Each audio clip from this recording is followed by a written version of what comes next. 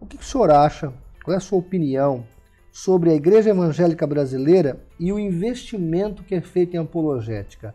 O senhor acha que a Igreja Evangélica Brasileira ela faz investimentos adequados na apologética? Absolutamente nenhum. Estou sendo muito incisivo. Nenhum. Nenhum. Por exemplo, nós convivemos no ICP fazendo visitas, viagens por todo esse Brasil, do norte ao sul. O senhor fez esse trabalho já? Fiz esse trabalho, íamos de carro, cheios de material de propaganda contra as seitas. Éramos recebidos muito bem pelos pastores, mas os membros da igreja não tinham participação nenhuma. Quer dizer, não me interessa o assunto. Agora, se fosse um cantor de nome no Brasil, nem precisava propaganda, porque aquilo se transmitia de um para os outros. Quer dizer, não há interesse de se preparar, como diz o apóstolo Paulo em 2 Timóteo 2,15, procura apresentar-te a Deus aprovado, como obreiro que não tem de que se envergonhar e que maneja bem a palavra da verdade. Então, o povo brasileiro, principalmente os líderes de grandes igrejas, não estão ligando para o assunto, não contribuem nada, praticamente nada, para institutos como o de vocês e outros institutos que existem para isso. E, como se diz, tem que sobreviver dentro das condições possíveis, fazendo mais do que é possível ainda. É lamentável que nós temos tão poucos apologistas hoje, tempo integral, fazendo a obra de apologética. Exatamente. E da maneira como existem pastores, 3, 4, 5, às vezes pastores numa igreja grande, que um deles fosse aperfeiçoado, conhecendo as seitas para se tornar aquele defensor da igreja, não só ministrando estudos para a própria igreja, mas atendendo os casos urgentes de crentes que estão recebendo visitas em suas casas e estão aprendendo diferentemente, e não existe uma pessoa que se dedique para isso. Ainda hoje conversava com alguns pastores da Igreja Batista que a porta de entrada, a porta da frente da igreja é muito grande, tem recebido muitas pessoas, mas a porta dos fundos também está muito aberta. Está saindo muita gente e o mais triste, muita gente saindo para se tornar membro de seita, testemunha de Jeová, adventista, mórmon, espírita. A gente tem que ouvir depoimentos de pessoas que estão hoje se entregando ao movimento sectário.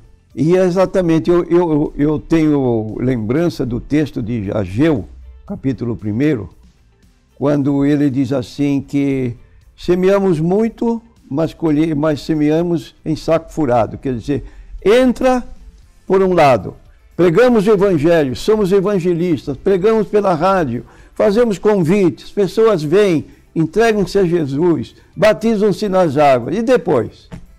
São presas fáceis das seitas, que nós estamos trabalhando em saco furado. Ajuntamos pessoas, mas elas não são alertadas para o problema que vão enfrentar nas suas próprias casas.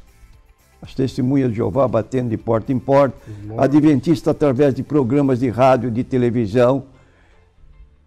E qual é o resultado disso? Nós estamos perdendo elementos da igreja. E estamos indiferentes, não estou ligando para o assunto. É lastimável, né, pastor? Olha, então... eu fico preocupadíssimo. Eu penso, eu sou pastor de uma igreja pequena, vejo o trabalho que eu tenho de orientação. Agora eu penso, um pastor de igreja grande, um campo, que tem 10, 20, 50, 60 congregações.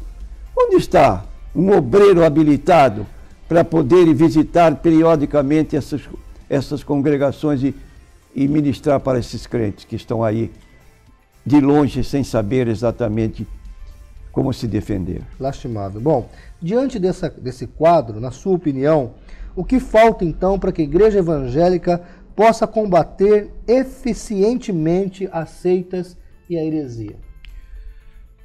É organizar-se, como eu tenho dito, digamos, até custear o estudo de elementos da igreja, jovens da igreja, pastores, para fazerem cursos periódicos nesse campo, se atualizarem, comprarem livros, estudarem a Bíblia, por exemplo, a Bíblia apologética. É uma Bíblia fundamental hoje para cada obreiro poder ter conhecimento como sair, como explicar certas passagens que são difíceis de serem explicadas e que são usadas pelos opositores. É uma Bíblia muito boa, realmente. Muito boa, e nesse particular, então, eu digo que os pastores mais responsáveis possam olhar para esse lado. Está feito o apelo.